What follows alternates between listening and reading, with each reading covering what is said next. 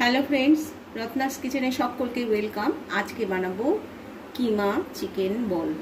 তো এটার জন্য আমি কী কী নিয়েছি, কিমা করে নিয়েছি, বেশ অনেকটাই মিহি হয়ে গেছে। এখানে কর্নফ্লাওয়ার আর ময়দা দুটো নিয়েছি, আর এটা হচ্ছে ব্রেড ক্রাম নিয়েছি, ডিম নিয়েছি কাঁচা লঙ্কা, হলুদ, লঙ্কার গুঁড়ো, গরম মশলা, রসুন কুচি, পেঁয়াজ কুচি, নুন আর কাঁচা লঙ্কা। একটা বোল নিয়েছি, সব এই মশলাগুলো এবং পেঁয়াজ আর রসুন কুচি সব এগুলো দিয়ে দিলাম। হ্যাঁ, এখানে আমি একটা মশলা অ্যাড করব, মানে একটা সস অ্যাড করব, সেটা আমি দেখিয়ে নিচ্ছি। তারপরে দিয়ে দিলাম ময়দা আর কর্নফ্লাওয়ার, দিয়ে দিচ্ছি ব্রেড ক্রাম, আর দিয়ে দিচ্ছি ডিম,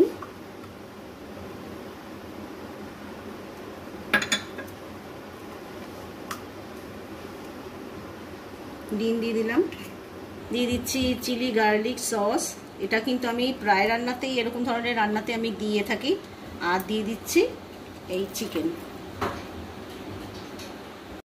এবার হাতের সাহায্যে ভালো করে এটাকে মেখে নেব। দিচ্ছি গোলমরিচের গুঁড়ো, একটু গোলমরিচের গুঁড়ো দিলে টেস্টটা খুব বেশি ভালো হয়। তো এবার ভালো করে হাতের সাহায্যে, আর একটা কড়াইয়ের মধ্যে আমি তেল দিয়ে দিয়েছি, সাদা তেল দিয়েই কিন্তু এটা করতে হবে। আর এই হাতের সাহায্যে একটুখানি বলগুলোকে রেডি করে নেব, নিয়ে তারপরে গরম তেলের মধ্যে ছেড়ে দেবো। এবার একটু একটু করে নিয়ে আমি একটু বল তৈরি করে নিচ্ছি। তেলটা এখনো কিন্তু বেশি গরম হয়নি, আঁচ আমি কমিয়ে রেখেছি। এবার জোর করে দিচ্ছি, এইরকম সাইজের বল করে নেব, তারপরে তেলের মধ্যে ছেড়ে দেবো। তেল কিন্তু মোটামুটি গরম হয়ে গেছে। এবার যে বলগুলো তৈরি করে নিয়েছি এবার ছেড়ে দিচ্ছি। আর প্রথমেই কিন্তু আঁচ জোর করে দেবো না, তাহলে ভেতর থেকে কুক হবে না। এই জন্য আঁচটা মিডিয়াম টু লোতে রেখেছি, দিয়ে এবার বলগুলোকে ছেড়ে দিচ্ছি। এখনই কিন্তু নাড়া যাবে না, নাড়লে কিন্তু ভেঙে যাবে, একটু পরে এটাকে নাড়তে হবে। এখন মোটামুটি উল্টেই দিলাম। তো এক পিঠ হয়ে গেছে অনেকটাই। আঁচটাকে কিন্তু আমি কম করে এটাকে ভেজে নিচ্ছি, যাতে ভেতর থেকেও একদম কুক হয়ে যায়। অত তাড়াহুড়া করার দরকার নেই মোটামুটি।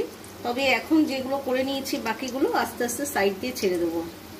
এইগুলো রেডি হয়ে গেলে আমি সব নামিয়ে নেবো, তারপরে একবারে পরিবেশন করে আমি দেখাচ্ছি।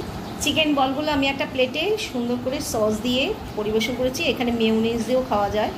তো কেমন লাগলো অবশ্যই কিন্তু লাইকের মাধ্যমে জানাবেন, আর যদি কমেন্টস করেন তাহলে কমেন্টস বক্সে গিয়ে, কমেন্ট সেকশনে গিয়ে কমেন্টস করবেন।